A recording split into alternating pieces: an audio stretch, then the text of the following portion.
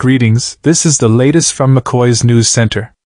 A 19-year-old individual is facing serious charges related to a murder case in Westmoreland, Jamaica, which occurred on September 16. The accused, known as Kevin Gordon, also called Josh, and residing on Ricketts Street in the same parish, has been charged with murder, illegal weapon possession, and using a firearm in the commission of a felony. According to the Savannah Police, Gordon is implicated in the killing of Clive Atkinson, a 49-year-old bus operator. The reports suggest that Atkinson was assaulted by unidentified assailants who shot him. Emergency services were called, and Atkinson was transported to the hospital, where he was unfortunately declared deceased.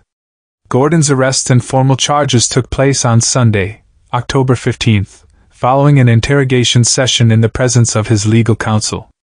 The scheduling of his court date is currently in progress.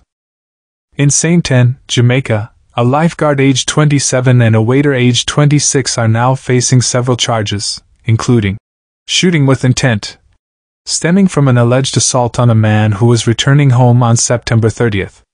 As reported by the St. Ann police, individuals identified as Paul Barnett, also known as Reptile, and Marco Sims, both residing in Miami Bay, launched an attack on an unidentified man that resulted in a head injury.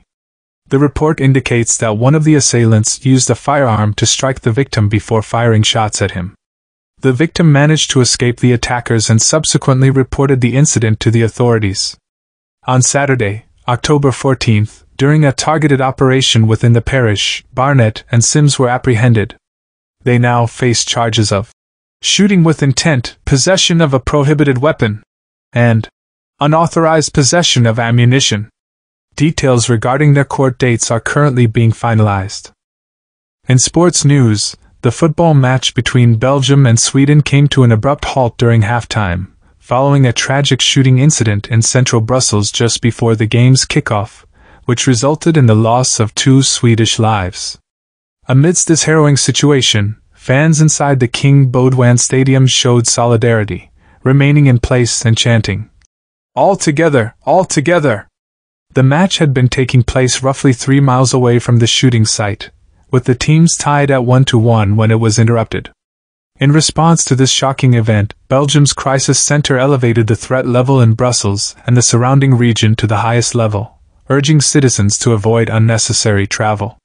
The Swedish Football Association communicated with their supporters at the stadium, revealing that Belgian authorities had advised them to remain within the arena for security purposes.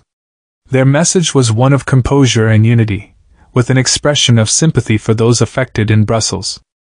It remains unclear whether the shooting is related to terrorism or the Israel-Hamas conflict. A police official, requesting anonymity due to lack of authorization to speak to the media, confirmed that the 2 victims were of Swedish nationality. Martin Fredman, the security chief of the Swedish Football Association, conveyed the collective shock and grief. "It's distressing news that has reached us. We have all been deeply affected, and we are working through this, both the team and the supporters," he said in an interview with Swedish TV during halftime. Subscribe to Mckoy's News for breaking news and updates.